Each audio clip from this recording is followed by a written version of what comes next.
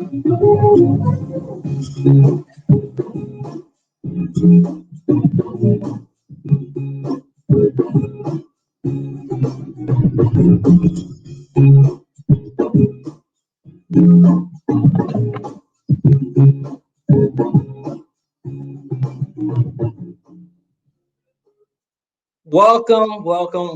to my ninth episode of IDK with Christian. I can't believe it has been 9 episodes. That's crazy. Also, I want to announce I'll be adding 4 more episodes to IDK with Christian Season 1. So episode 10, April 2nd, will not be the last episode. We'll be going all the way till May 28th, if I'm not mistaken. So let's just get into it. We have some good people here that's going to talk about a lot about the world and everything and their opinions on how the world has been acting when it comes to minorities and then minorities against the majorities as well. So let's get into it. This episode is called IDK Can Minorities Coexist? And I hope that at the end we can answer this question to the best of our abilities. So let's get into it. I want to introduce our first guest is somebody that is not a new face. Well, no, that's somebody you've seen before. Yes, that's how I want to do it. Somebody you've seen before. Hello, Kaylee. You are on Hey. Hey, how you doing? I'm good. How about you? I'm doing good. Introduce yourself. Okay, so my name is Kaylee. I'm 17. I go to Wakefield High School, and I am Native American. Okay. So our next one is a new face, and I bet she's gonna have a lot to say, and I can't wait to hear everything she got to say. Hello, Jennifer. Jennifer. Ooh, my bad. Hi. Hey. So how you doing? I'm doing good. That's good. Introduce yourself. Tell me about you. I'm Jennifer Tran. I'm 17 years old, and I am Vietnamese American. Okay. Cool. Our next one is a not somebody you already seen. Yes. Ooh, words. Iana. Hey, Iana. How you doing? Hey, I'm Iana. I live in New York City. I'm Caribbean American, and I'm a senior. Okay. All right. Our next one is Ariyanna. Hey, Ariyanna. Hi, everyone. I'm Ariyanna, and I'm 16. I go to Wakefield, and I'm African American. Okay. And last but certainly not least, we have Adriana. Hey, Adriana. Hi, everybody. Y'all probably remember me from back in February, from the podcast in February. I'm Adriana again. I live in New York City, and I go to school in New York City. I am Caribbean American and Portuguese American.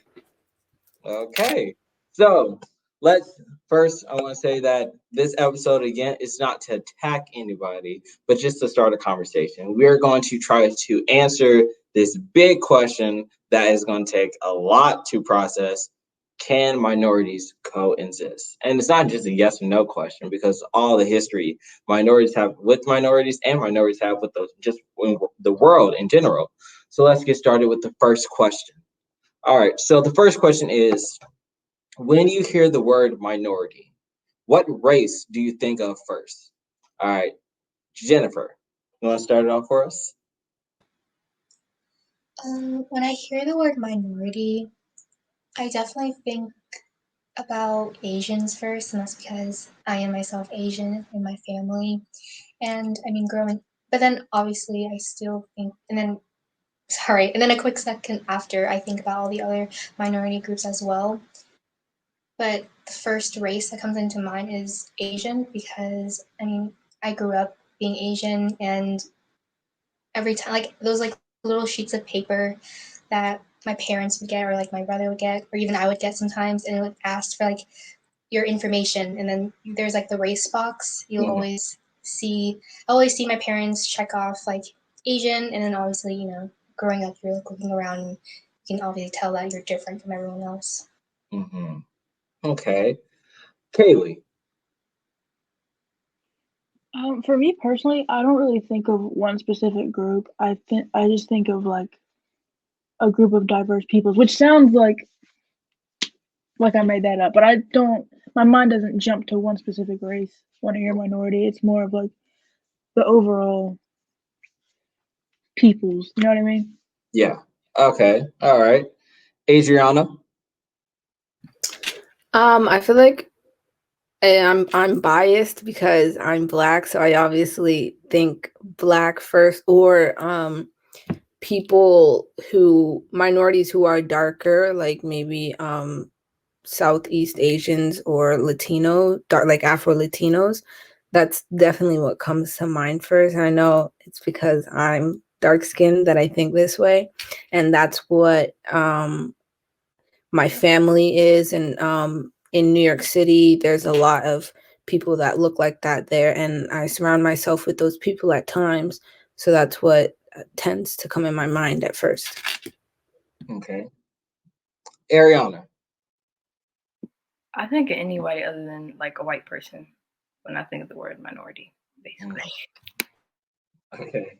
So with that being said, and what y'all thought about what minority think of first, then it leads us to our second question.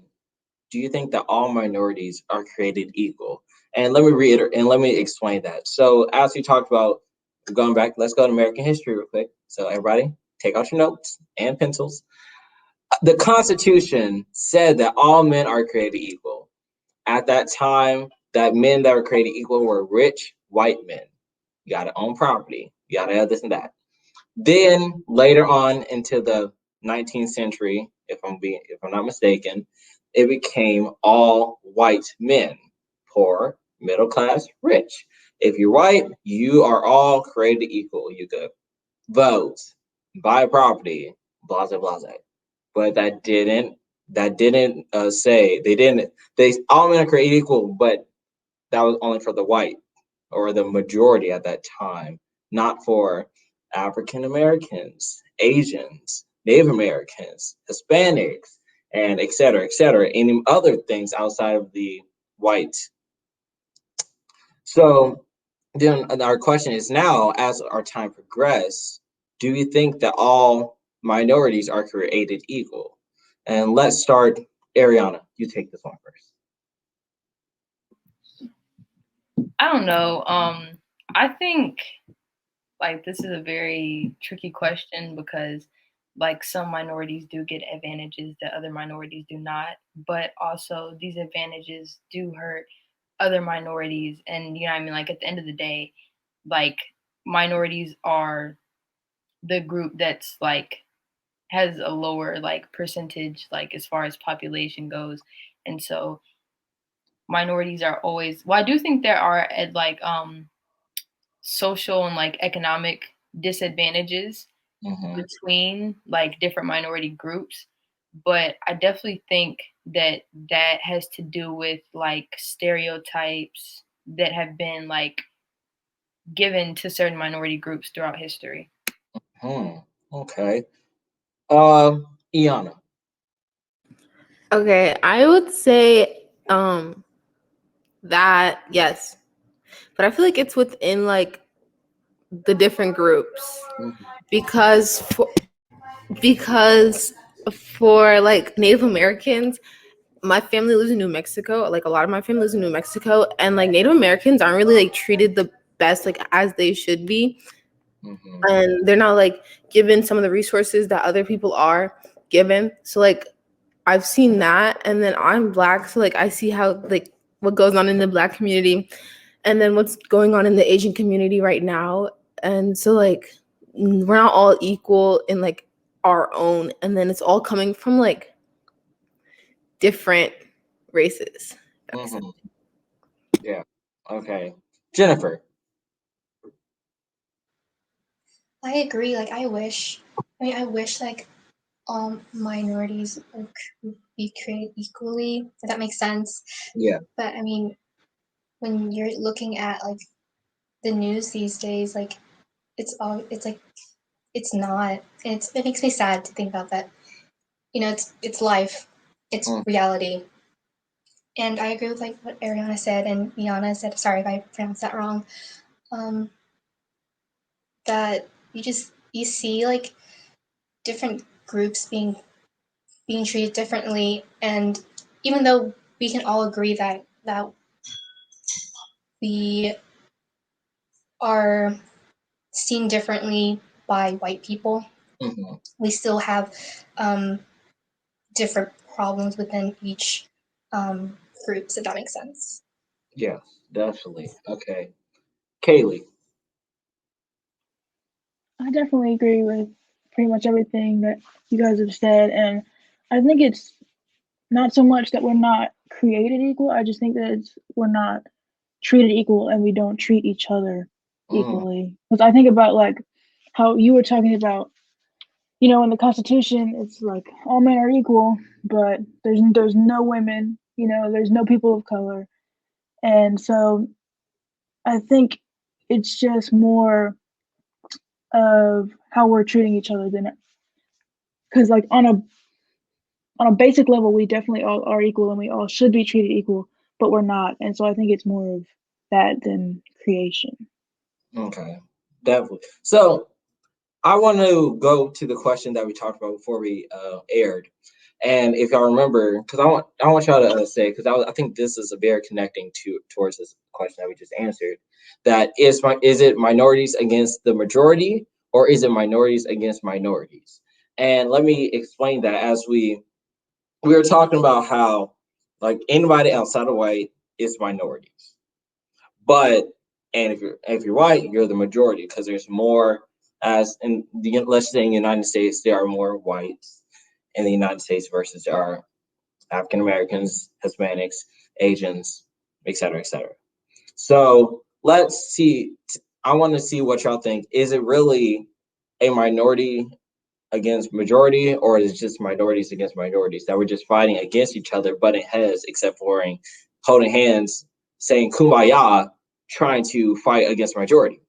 So, let me see. Adriana, you start this one, and everybody's gonna answer this one. I don't understand the question. Can you repeat it again, please? Definitely. So, is it minorities against the majority, or is it minorities against minorities? So from what you had previously, I still think it's minorities against majorities. I feel like there's a lot of work to do in the community to help non-people of color understand people of color better. I know there's a racial divide and even an ethnic divide or a religious divide between certain minorities and even in minority groups. But at the end of the day, I feel like if we were all just respectful and open to learning, like learning and understanding everyone else's culture, ethnicity, or race, I feel like there wouldn't be a divide or something to say that we're versing this person. Mm-hmm. Definitely. Okay. Jennifer. I agree. I think it's more of majority against minorities, even though, again, I mean, minorities versus minorities can happen. I mean, throughout history, it's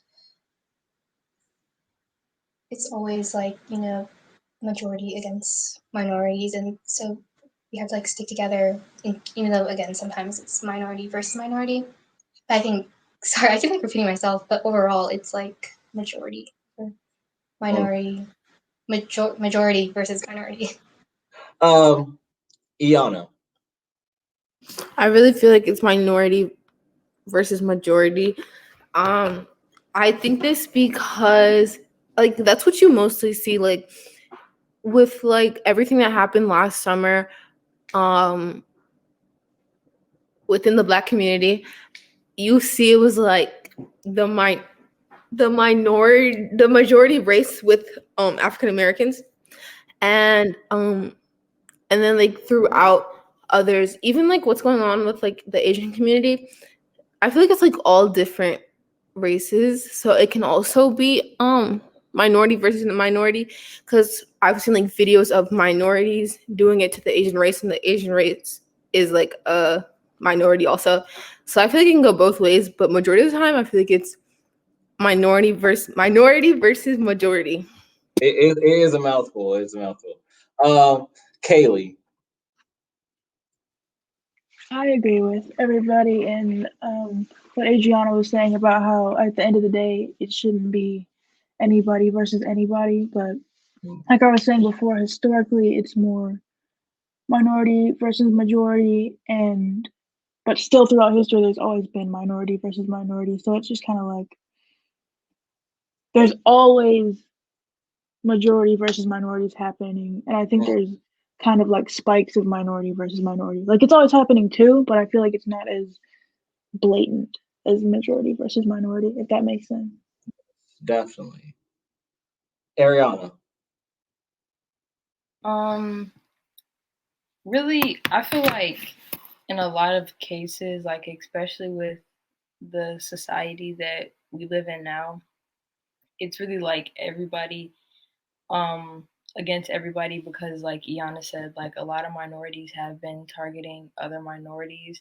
And I really feel like a major like part of that is based on like stereotypes that like we literally like absorb from like when we're kids, and then like they keep like reoccurring over time, and then we start to like think like, oh, because I saw this on TV and I've seen a few people like a part of this minority group like this, then it kind of like builds up some kind of like hatred against a certain group of people. So I really think that now it's not like, now in today's society, it's not just majority versus minority, because there is not a lot of POC solidarity as of right now. Okay. I want to add a question.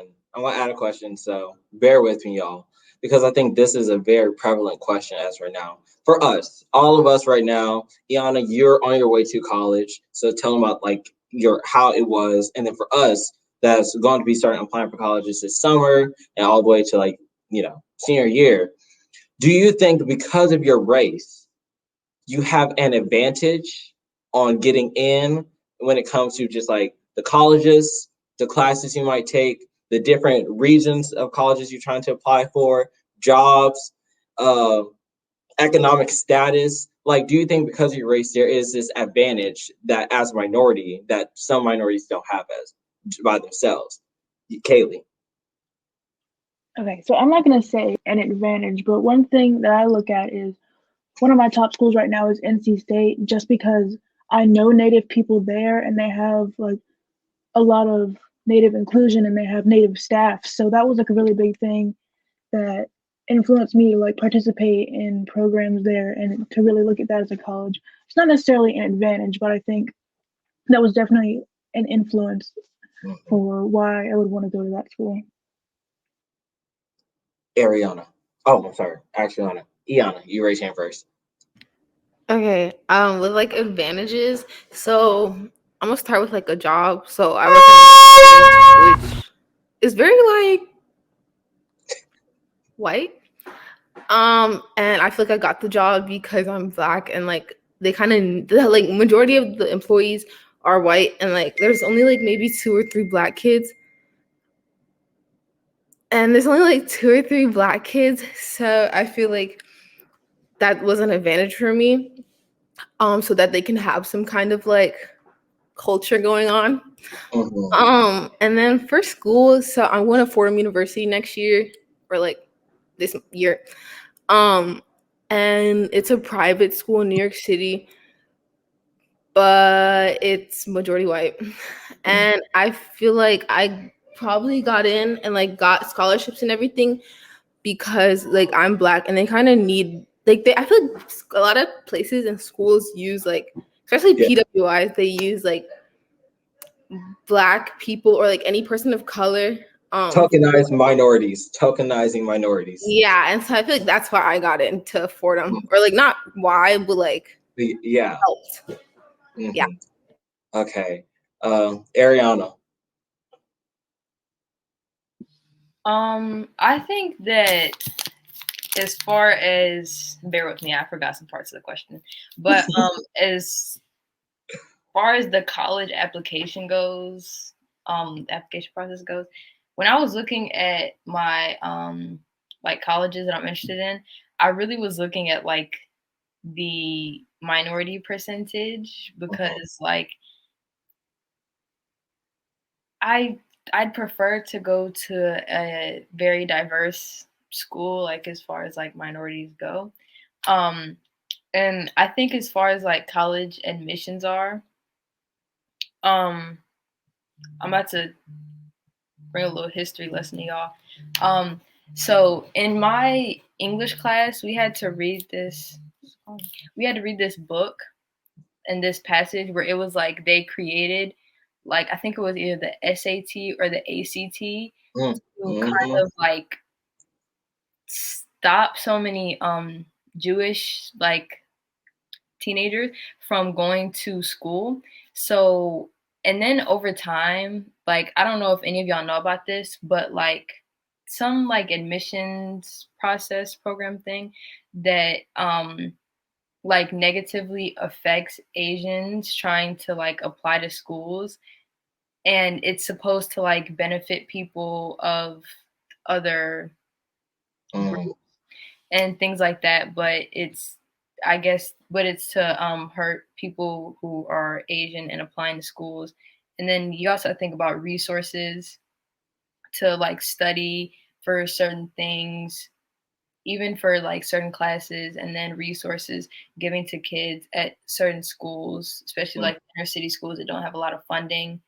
And then a lot of money, like I know for like the medical field, you have to have like, it's good to have resources to help you become successful in that industry.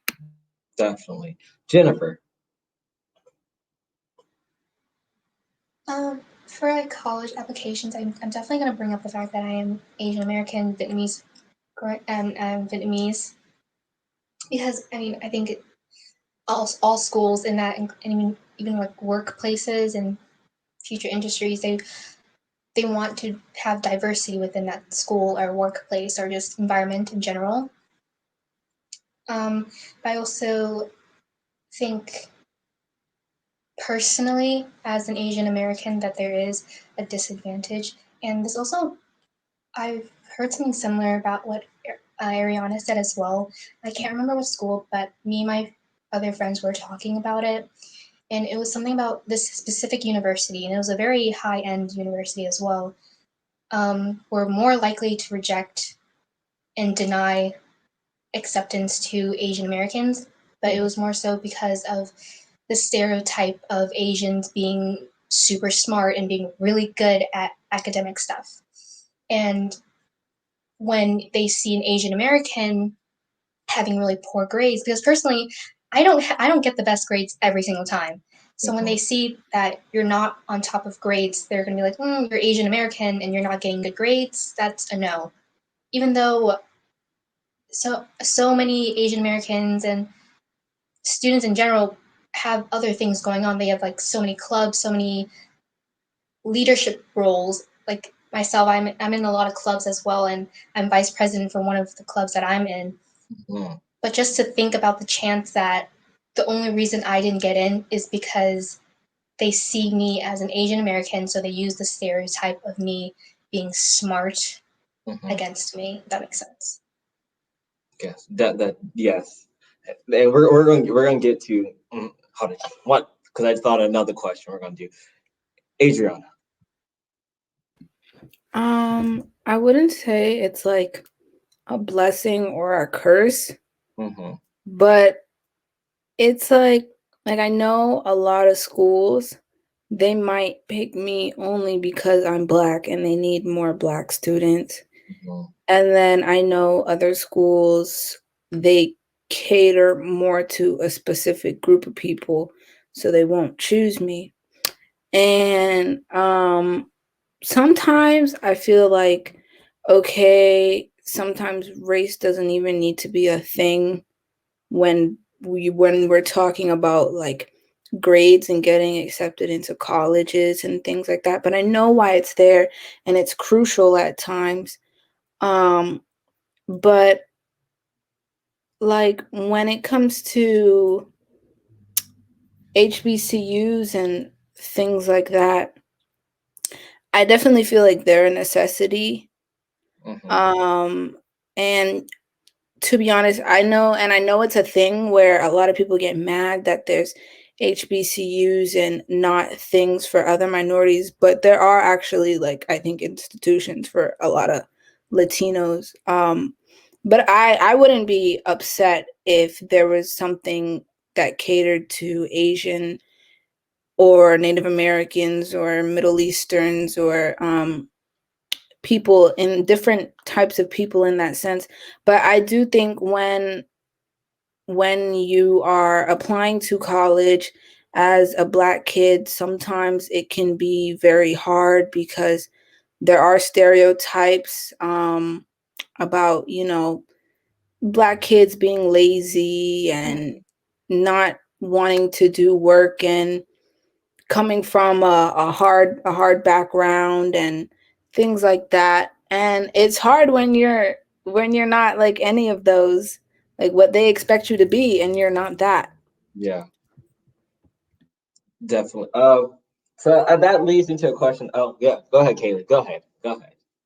Okay, so I just wanted to say, Adriana said something about like how it shouldn't even be a thing sometimes, and that made me think of, I have friends who are Middle Eastern, and like when we were getting into the National Achiever Society, they have like on their records, on their documents, they had to check white because there was nothing there for them. But that, like, they're Middle Eastern, and I remember talking to one of my friends, and she was just kind of upset because like she's really smart and she has like high grades and she qualified to be in it, but because like her ethnicity wasn't an option, she just missed on that opportunity. And so just when Adriana said it shouldn't be an option all the time, I think that just like made me think of that, and I wanted to bring that up.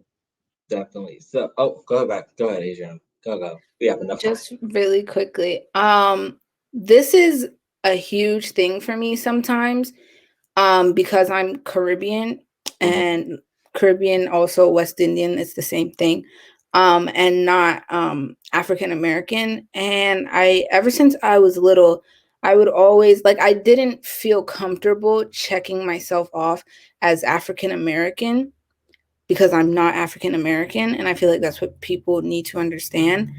And it just felt so weird always having to choose African American, even though, yes, I know I'm Black, but there's like levels to being Black, Right. and African American is not, a part of my level. So, but I have to deal with it. And at one point when I was in the 4th grade, I had put Pacific Islander because I was like, wait, I'm from the islands, like I'm Caribbean, so that must mean me, right? And then my teacher was like, Adriana, no, that's not you. Put Black, you're African American. I was just like, yeah, I mean, I like to put Black because I'm Black, but I just wish they didn't have African American there or something. Or even like when they put Hispanic or Latino, I wish they would also put Caribbean there. So, but I don't know. Okay, so we got me 2 questions. Let me do my second one, then I'll go to my first one. Is actually for Adriana, is actually for you and Iana. I want you, so because you are two or more, if I'm not mistaken, different races or ethnicities, how do you feel having to, when you checking that box off, really have to choose between one? Because it's not like feeling all that you feel that you all are. In most cases, is you're one or the other, and if you put other, then you got to write that. But then you still. So how does it feel having to choose between one side of yourself? Okay, I'm gonna just point this out. When we first started, I just said I'm Caribbean American, and Adriana said, "Okay, we're sisters," but I have to point that out. And she said that she's Portuguese and Caribbean American. I feel like I just say Caribbean American because it's just so much easier. to like choose one. And like I live with my mom, so it's like that's like who I grew up around, mostly the like Caribbean Americans or like Caribbeans. So that's why I just like choose one over the other, because it's just so much harder like explaining yourself and all that other stuff. So yeah. So I didn't grow up having like Portuguese like family and learning Portuguese and all the kind of culture that you would normally learn growing up with your family. And it almost felt like I was an imposter saying that I'm Portuguese, because it's like, okay, well, I mean, I am Portuguese, but I don't know enough as the average Portuguese American would know. And I obviously don't look Portuguese. But at the end of the day, I am more Caribbean than Portuguese. So obviously I'm going to choose that one over the other. But I do feel kind of just like, it's kind of like a touchy subject for me, because you know, I'm Portuguese, but at times I just feel like I'm lying, because I wish I could know more about my roots, but I just don't.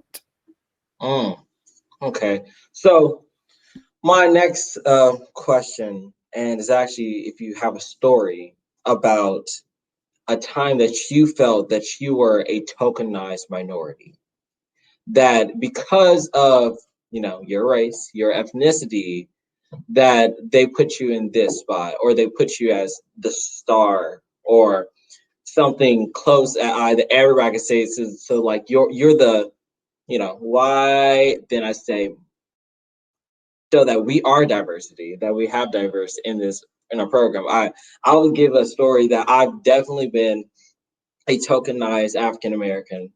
I'm also a tokenized, well, from my standpoint, as I want to do musical theater, dancing. High school now, you don't see a lot of guys doing dancing. Then you don't see a lot of African American guys doing dancing. So I am like front center every single time. And it's like I appreciate that they see, and it's not like they say, "Oh, Christian, you're so talented," y'all stuff like that. But because of you're so talented, they expect you to do stuff stereotype. So I know hip hop, yes I do, but they expect me to know every single type of hip hop, crunk, beatboxing, all that stuff, and put it right in front and be like, you're gonna do this solo, and you're gonna do it because you're the only person that we know who could do it.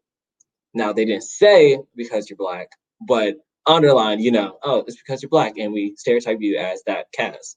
So have y'all felt tokenized before? Kaylee. I'm gonna say I can't think like of a big story, but I know there's definitely been multiple occasions where I feel like I'm the only like I don't belong. Like when you're in a majority white space, it's just like there's certain things that you have to do or act, or I just feel like sometimes uncomfortable when I'm like the only person in a majority white space. I know probably you guys have experienced that too, but it's just that not necessarily tokenized for me. I can't think of like a time I've been pushed to like be the front and center like you have, but I just think there's that level of discomfort and awkwardness that you can feel in white spaces. Mm-hmm. Jennifer. Well,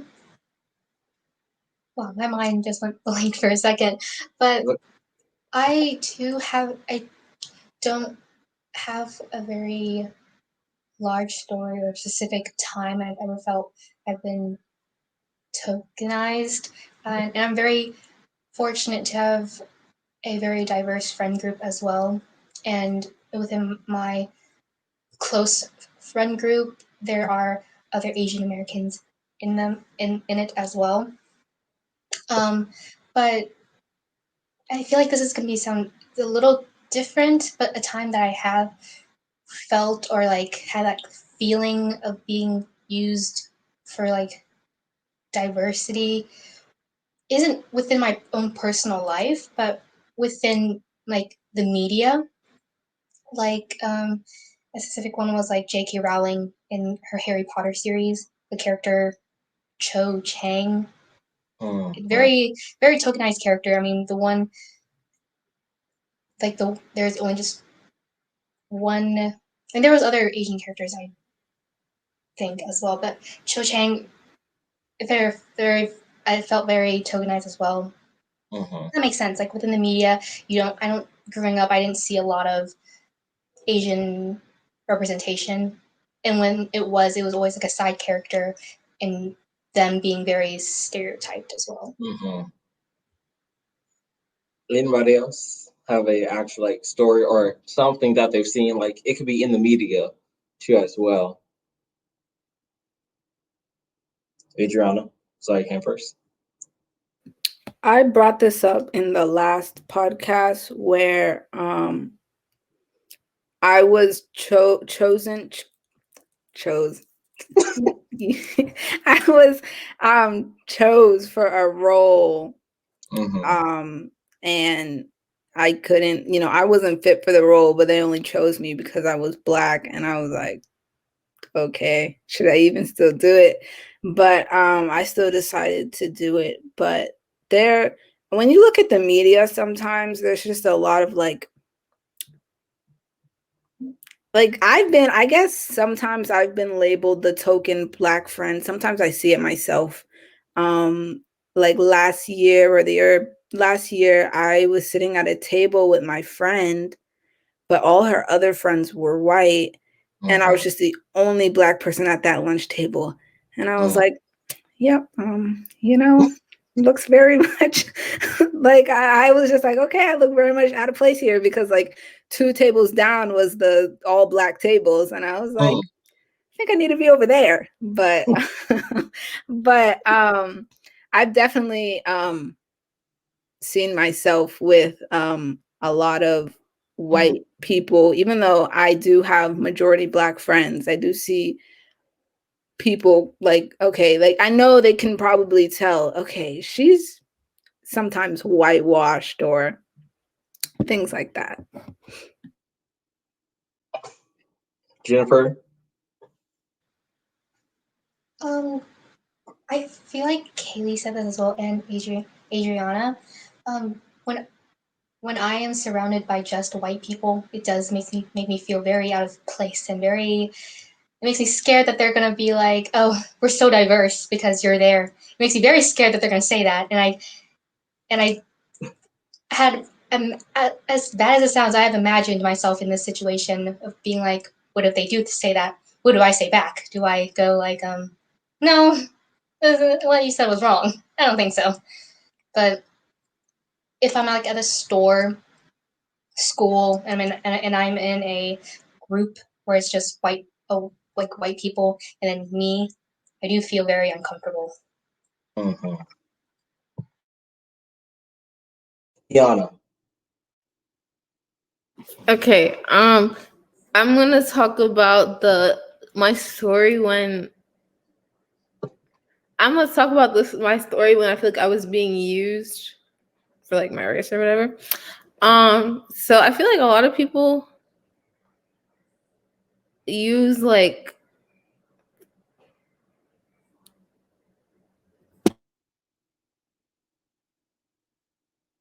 You okay? You okay? Wait. You okay? You just do you need to think about it? Think about it real quick? Okay, Ariana, do you have a story? I don't know if you guys hear my computer or not. If you can, sorry. But I don't think I really have. I can't really think of anything right now, because I know, like, especially like in middle school and high school and my later years of elementary school, I've always been surrounded by other minorities, especially like a lot of Black people. But it probably was like sometime when I was younger, and I didn't really like catch on to it because I didn't really know anything about race back then. So, yeah. All right. So, Iana, do you still want to think about it real quick? Okay, I'm gonna just say that I feel like people use the like West Indians. I feel like a lot of people don't understand what West Indian culture is, and they think we're just Indian, but we're Caribbean. And I feel like people use a lot of West Indians for like various things. And I feel like a lot of Caucasians talk about the Caribbean as like a vacation spot, like nobody lives there and like that type of thing. And like I've been like teachers have talked to me about like how I'm Caribbean and like how it's such a nice vacation spot, but like he doesn't see how people live there every single day and stuff like that. And it's like that's annoying. But I've never really been used for it. I mean, people ask me like things about the Caribbean, and like places that they could travel or whatever. And then in the last podcast, I talked about how someone told me like my hair is nice because I'm Caribbean or whatever. And I feel like looks is like a really big thing for like Caribbean girls. And yeah. Ariyanna, so you came up first, and Adriana. Then we'll move on to the next question. Going off of like what Iana said about like people talking about like certain places like of the world. Sorry about the little thing. A place in the world being like a vacation spot. I actually, for my English class, I actually had to watch like a TED talk where a woman was like, she grew up, I think she said, in Nigeria, but somewhere like in Africa. And so like she grew up reading books like from other like countries that didn't really represent her. And then when she came to America to study, that her roommate thought like she didn't know how to read. She was like, they didn't have any books, any power, running water, electricity, like anything like that. And so that kind of just goes to show like how stereotypes, especially ones like that we're taught so young, like from our history books in our schools, how they really like change our perspective on something and only like show one side, because like people will show like one side of like a country or a continent, but not show the other side to it. Adriana. So kind of like bouncing off of what Iana and Ari said, when it comes to the Caribbean, people love, like I have a teacher right now. I was like, oh, I told her because she was talking about something and she had asked a question. And I was like, oh, I've been to da da da da da. She was like, oh, where's that? And I was like, oh, well, that's in St. Kitts and Nevis. She was like, oh my gosh, I love St. Kitts and Nevis. Well, she said St. Kitts because whenever I talk about St. Kitts and Nevis, which is a country in the Caribbean, everybody tends to leave out Nevis and only talk about St. Kitts because it's been commercialized by white people. So she would talk about that and stuff like that. And what is upsetting sometimes is how people love the Caribbean so much and want to go there for vacation, get their hair braided on the beach and things like, and drink daiquiris and things like that. But it's like, okay, but you don't know like the real life, like what actually goes on in the Caribbean outside of your resort. Like things are pretty tough out there sometimes. I think it was when Hurricane Irma and Maria happened, the United States was talking about Puerto Rico, like, oh my gosh. And they had only gotten, I think it was like Irma. Maria didn't even come to them, I believe. But they had like so much destruction, but they had failed to recognize the U.S. Virgin Islands, which is where my mom was born. Like Puerto Rico and the U.S. Virgin Islands are both commonwealths. They're both the same thing. They're both territories. But everybody had failed to recognize the U.S. Virgin Islands. And we were doing almost much worse than Puerto Rico because we got hit by 2 hurricanes, not one, and almost 3. Hurricane Juan almost hit us too, and everybody just forgot about us, like the news outlets, all these different things. And if you kind of look at it, it might just be racism a little bit, being the fact that most people from the US Virgin Islands are dark skinned or Black. And in Puerto Rico, it's very much different than that. So I feel like people should just take into understanding that there's two sides to every story, especially when it comes to countries. And I think when it comes to a lot of Americans and Caucasians coming over to these third world countries or different countries and building them up in a way, they leave out the people that are actually from there. All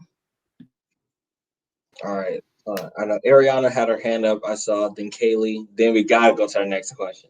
You keep it. Yeah, I'm lucky, kind of not to go off topic a little bit, but like I know y'all have probably seen like people who go on like mission trips in places in Africa to like give back. So one thing about that is that people go over there to try and like build up communities and build up villages to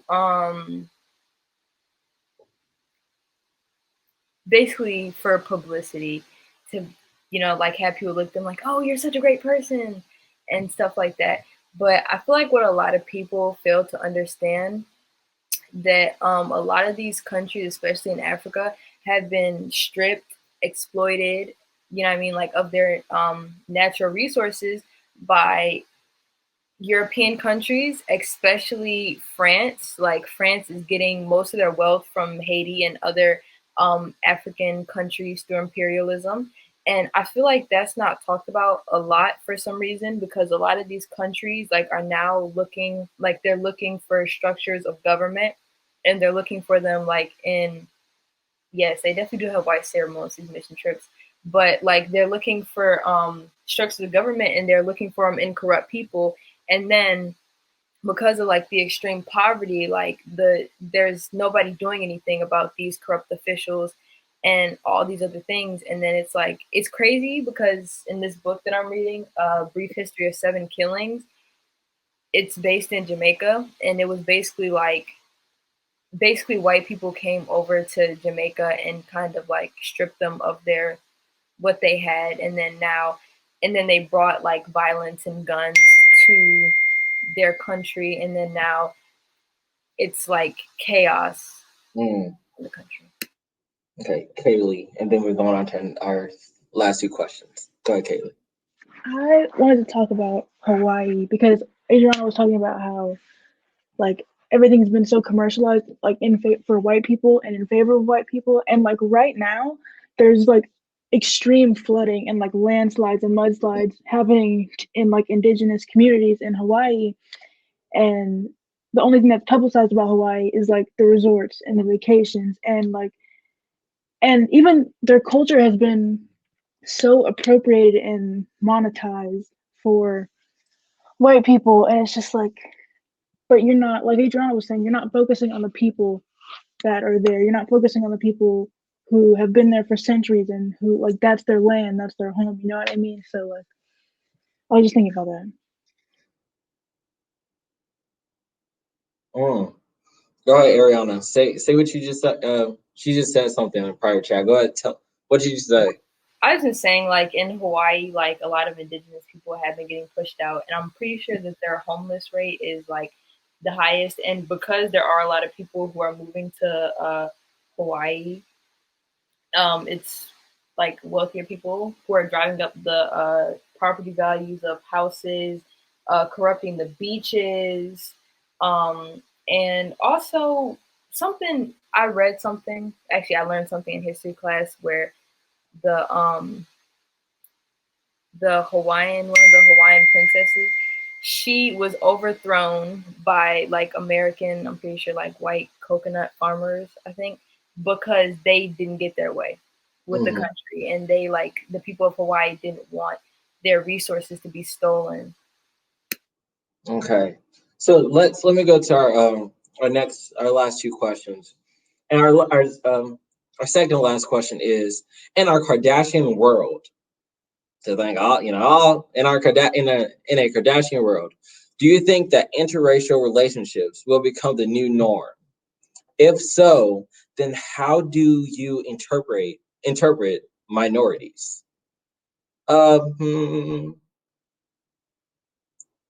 Adriana.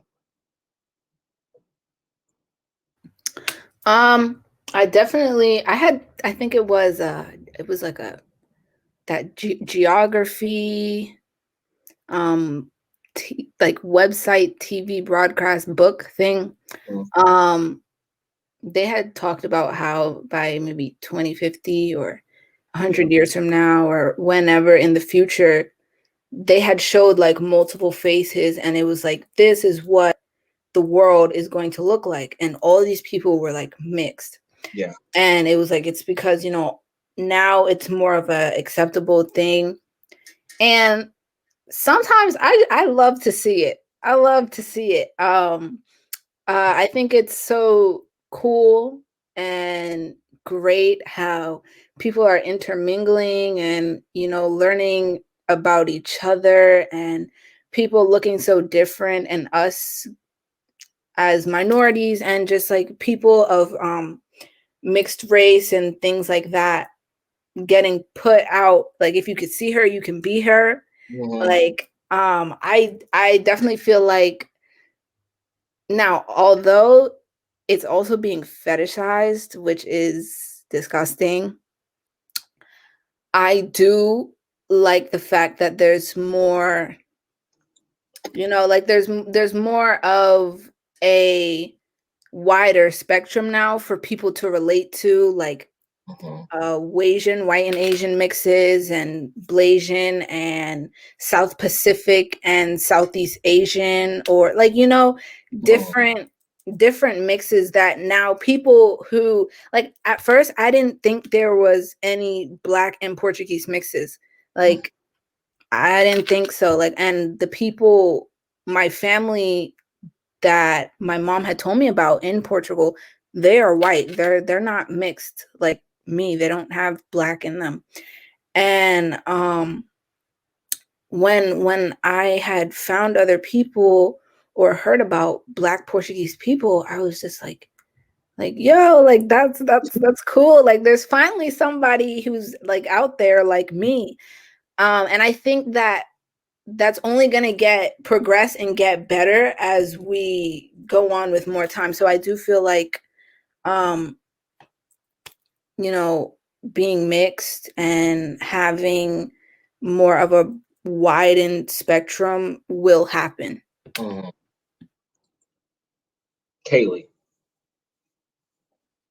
Okay, so I just wanted to say, like Adriana was saying, there's like so much of a spectrum and there's so many different things. Like, seeing representation is so important, because I think when a lot of people think interracial, they just think like Black and white.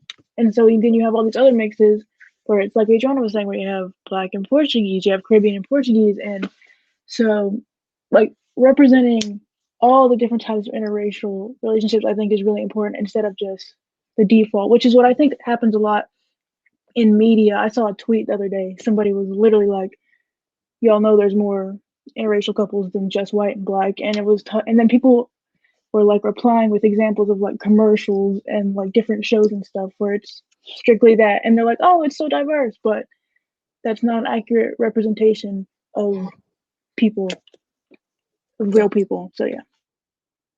Jennifer. I agree, and there is definitely have been times. This is like a personal story, kind of. That there's definitely been times where when I see a cute guy that I find attractive, or like my friends are telling me, oh, you should talk to this person. There's always like that initial thought, like, yeah, I should go do it. Love. But then there's always like that thought in the back of my head, like, what if like they see me and they're gonna like fetishize me, just disgusting. And like, when I specifically look at a white guy, my like other white girls are probably like, oh, I wonder if he's into blonde hair or blue eyes. I'm really thinking like, does he hate me? Like, does he look with me and think of like disgust? And but yeah, like, but I love like in sorry if I'm saying this wrong, but interracial marriages and relationships. But yeah. Iana. Okay, I agree with Jennifer. I'm like scared too. Like even if it's like even within my own race, like even with like black guys, I'm like, oh my gosh, like maybe he doesn't even like black girls, or maybe even if it's like an Asian guy, I'd be like maybe he doesn't like Asian. I mean, maybe he doesn't like black girls. He likes Asian girls. Maybe he just likes white girls, and it's always like that's like always in my head. Jennifer, did you have something? And I think that that also goes with people within the same group or race as well. I mean, sometimes when I look at an Asian guy, I wonder if, well, will he even like me, or is he only going to go for a white girl because white girls are like the normalized beauty standards, which is really sad. And so now, not only am I worried about white guys or like other races, I'm worried about my own race. Mm-hmm. Adriana. I feel like it also like I definitely, and I feel like a lot of people of color, whether it be non-binary men or women, whatever you identify as, I feel like the people that they are attracted to that aren't the people that they are attracted to that are a different race or ethnicity, they'll be like, okay, like does he like me? Like I like if I like somebody who is not black or even black, I'll be like, okay, well, does he think I'm cute? Like I know like I'm black, like he might not even like black girls. Or he might not even look my way because I'm black. Or if they're black, okay, well, does he like dark-skinned girls? Like is he gonna like me? Like I know he might go for light-skinned girls. And this is like I know this is not only in the black community where there's a lot of colorism that goes along with this topic. But I feel like it's a huge topic where people need to stop being what's that word? People like where they're like, I have a preference. Like I only like a type white like that girls. type that it's like how do you only like somebody because of the color of their skin? How did that work? and I before Ariana, because I want to at least give because I'm a guy, so and think, but because y'all asked me, I know Adriana, Ariana, and Iana, y'all three definitely asked me, do I only like white girls? That has been a question that has been asked about me, and my answer has always been no. I've never said, oh yeah, I'm only attracted to white girls. Now it seems like that because the pattern, the girls that I've quote unquote dated. But quote unquote dated, but when there's Kaylee, it's the celebrity crushes, Christian. That's what it is. You said it, not me, King. You said it. It's when it comes even the girls that I like, I'm not really a pick and choose of really race, because race is not the number one thing that I think about. I know Adriana's but seriously, the race is really not the number one thing I think about. It's always the personality, and then just if you're wherever you wherever, because that's just personally me. But when it comes to, I do sometimes fear that even with black girls, do they like me as a not if I'm because I've been told you're not black enough. So by many black girls. So that's the fear about me, that if I like somebody, is she gonna like me? And she's like, you're not black enough for me. I don't like you because you're not black enough. And that's just for any race. Or they, for even white girls, they say, oh, you're not the black person I think you would be. So there's that stereotype. So anybody's, that's the fear I have, is that are they gonna say, oh, that's wrong is so, I'm sorry to cut you off, but that's wrong. And I'd be fearful for any black person that fits into their mold. I'd be fearful for any black person that fits. Yeah, it's definitely wrong. It's definitely that. Iana, and then I'm sorry, and then Ariana. Okay. I feel like the reason why a lot of black boys don't really like go for black girls is because they're like, oh, they're ghetto, or they're like ratchet, or they don't know how to handle themselves or keep up with themselves. And I feel like that's not like for everybody. And like I feel like some, like, I'm not gonna say I'm whitewashed, but yeah. And I feel like, so that's not always like for everybody, like, because I grew up in majority white areas. I went to private school, and so I'm not like that, how they would think a typical black girl is. And like that's the kind of mindset they have in their head, so they don't even try like talking to a black girl, which I think is like very dumb, but amen. Ariana, then we're going to answer our last question. This is a thing with like preference. I think there's a difference between like being like, oh, I would never date a black girl because they're all this, and the third, and then kind of like having a fear of being faced with like anti like blackness from like other groups, especially like with like white people, because like I know, like I've seen in interracial relationships that like someone, like a white person can be with a black person but still hold like racist, I'm so sorry y'all, still like them and their family can still hold racist views. Yeah. And that's my thing. All right, so let's get to our last question because we're already on overtime. So I'm trying to make sure I go. But our last question is to answer the question that the title of the episode is can minorities coexist? Can we actually really truly, or how do I want to put this? Can we actually understand each other from even like just how the world sees us? Can we understand our different points of views and say, okay, yeah, I know exactly how you feel, and bounce back as time progresses and as we're starting to get more like the question, like the last question was, informative about different cultures and races, and we're starting to intertwine different cultures and races. So can minorities truly coexist now? Who wants to take this one? I don't care. Kaylee? Adriana. Kaylee. Go ahead. I think we definitely can, and we don't really have a choice, to be honest. Like we're here, we have to.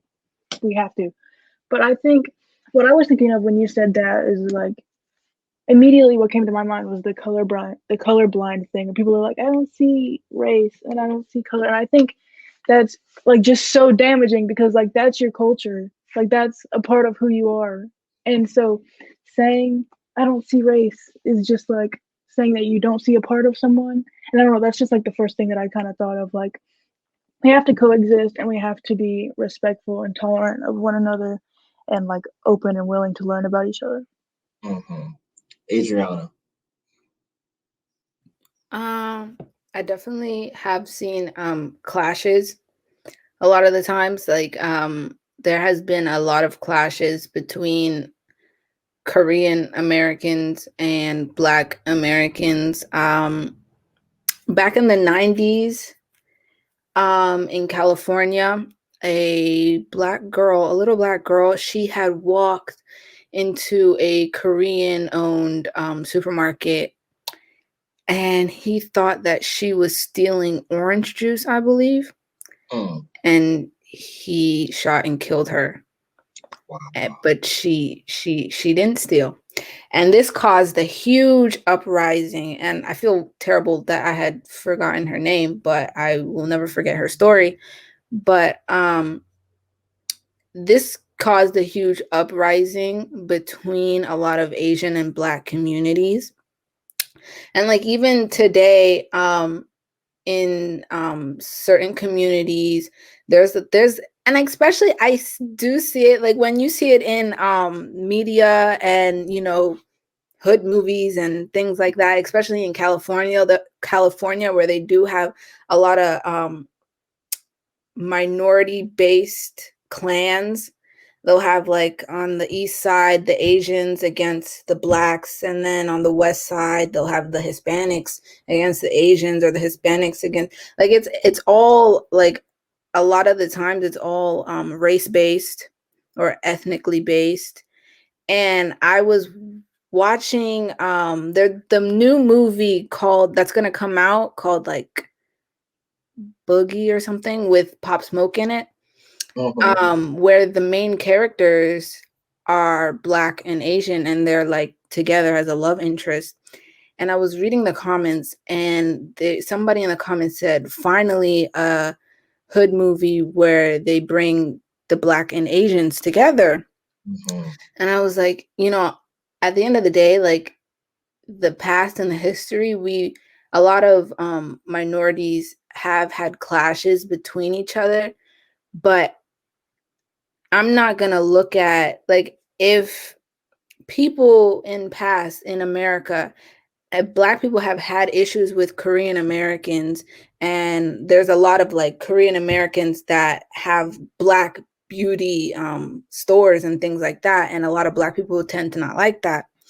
But I'm not going to look at a Korean person, an average Korean Joe walking down the street. I'm not going to look at them any differently. So I do feel like we coexist. We can coexist, like, great. And it's just, sometimes there might be certain things where people might not like about the other, but that's a personal problem. Because at the end of the day, we are all one. Like, as Jamaica says, their motto, out of many, one. So, and I feel like that should be the whole world's motto. Out of many, we are one. Jennifer. I completely agree with what Adriana said. I think we can coexist to, I guess, an extent, because even though we can coexist and we have our we have, like, times we agree with each other, like how we feel when we're around, like, white people. But we also, within our own groups, we have different struggles and different problems. So sorry if you hear any background noises. So like, one race can't truly relate to another race, or one ethnicity can't truly relate to another ethnicity.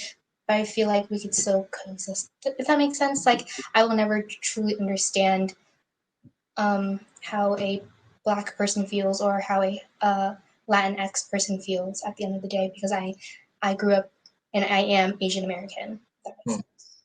Yeah, definitely. Ariyanna. Going off of what Adriana and I think Kaylee said, I definitely think, like, a lot of the media definitely, like, perpetrates and pushes those, like, stereotypes about certain like, communities. Because I know, like, as far as the Asian community goes, like, a lot of times in Western media, they're, like, working in nail salons, they have similar haircuts, they speak in a certain vernacular and stuff like that. And it's like, that kind of, like, plays into the stereotype. Oh, okay. That plays into the stereotype, especially, like, ones that people say all the time. Pause one moment.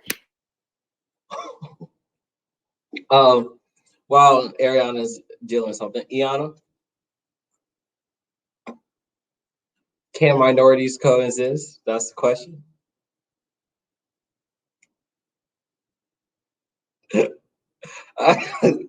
You good, Ariana? Okay, go finish your thing. But I think, like, society in general has to change, because a reason why a lot of people, like, have some type of what is that word called? Some type of, like, pressure, I guess you would say, some type of, like, pressure towards, like, certain groups of people, is based on the stereotypes and, like, things, just misconceptions. Okay. Yeah. The question is, can minorities coexist? And this is saying that as minorities, can we truly or partly understand each other when it comes to just against the majority, like what everybody else has said? So, what you? Yes, I think we do. I feel like what the Asian community is going through right now, the Black community went through, the Hispanic community went through. Like we all can understand each other, and I feel like sometimes other communities think that they're better than other communities, which I think is very lame because we all go through some of the same things and deal with the same issues. Mm-hmm. And like the Native American community, they deal with like not getting resources that they should be. The Black community also went through that with Flint, Michigan and stuff like that. So I feel like we all like can understand each other. Okay. All right. Ariyanna, and then we're going to close. Yeah, I definitely think like when you're being discriminated against by the majority, like it's you kind of have no choice but to relate to other minorities, and it may not be on the same like scale, but there's no other choice, there's no other option. Yeah. All right, so I want to say thank you, everybody. And before we go, I always give a goal. I only have one. I actually have two goals for everybody that's listening. Thank you for the people that's listening on Apple Podcasts and Spotify, and also the people that's watching. Don't forget to like, comment, and subscribe, and hit that bell to get all the notifications. Ooh, I sound like you. I sound like a YouTuber. Ooh, I'm excited. Okay, so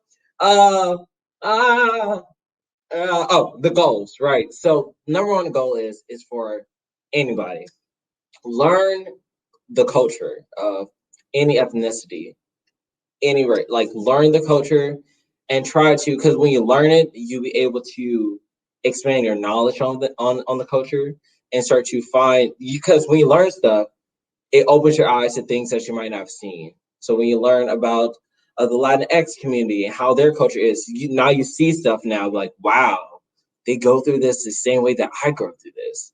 Because you don't really notice it until you really got to sit down, look, study everything, and be like, and then you could make connections like, okay, so we're all connected. So we're not really segregated. We need to be together in things because each of us are intertwined in something. We have shared our pain, our joy, our laughter, our cries together in some way, in some form. And once we notice and figure that out, we will literally be unstoppable. Because the more knowledge you gain, there's no disadvantage to gaining more knowledge. There's only advantages. So think about that. That's a number one. The first goal, and the second goal is as the question again, can minorities coexist? The answer is yes, but your goal is make it happen. Make your coexisting happen. Make sure that when you're looking, don't just stay in one race, even if it's your own race, or if it's just try to combine, be everything. Because once you do that, you open your eyes to different cultures and different races and ethnicities and things, and even religions too. That when you do that, you open your eyes to the world, something that you might not have seen before. Because again, the big goal is open your freaking eyes to the world. Find things in the world that you don't see. Yes, that's the goals. Okay. Now, I want to say thank you to everybody that's listening. Kaylee, Jennifer, Adriana, Ariyanna, and Iana. Thank you so much. Give us your Instagram if you want to. Kaylee. I don't ever remember. Okay, it's _ Kaylee Jacobs. Okay, Jennifer. Okay, mine's very repetitive, but it's JJENNIIFERTRAN. Okay. Adriana. Go follow me on the gram at AMS_Adriana, ADRIANA. So it's AMS_Adriana. Okay. Ariyanna. My Instagram is ari.mn with 2 underscores. Okay. Iana. My Instagram is SHSIIANA. Okay. And my Instagram is at IDK with Christian. And if you want to follow my personal account, it is C Bartney, CBartney. That's how you spell my last name, if you didn't notice. But I want to say thank you to everybody. Our next episode is going to be a really good one, just like this one. It's called IDK, the inside look into an entertainer's mind. We got some athletes, some producers on this, future producers, future actors, fashion designers, and everything going on. And I cannot wait to get this started. It's going to be so amazing. Also, like I said, for my YouTubers, don't forget to like, comment, and subscribe. Hit the bell. And if you have any ideas that what you want me to talk about, who do you want me to invite, DM me on IDK with Christian. And for my Apple Podcast and Spotify listeners, please rate this 5 out of 5. That's what I think. Yes. Okay. Also, if you go to my link in my Instagram, there's a donation. If you feel so generous, anything counts. Even a dime, a nickel, $1, $20. It doesn't matter. It doesn't matter. It's just please, if any way you can help me out as I'm building this podcast up. I want to say thank you to everybody who has listened, and I want to say thank you to all my guests. And I think it's time to exit out. Thank you, guys. Bye.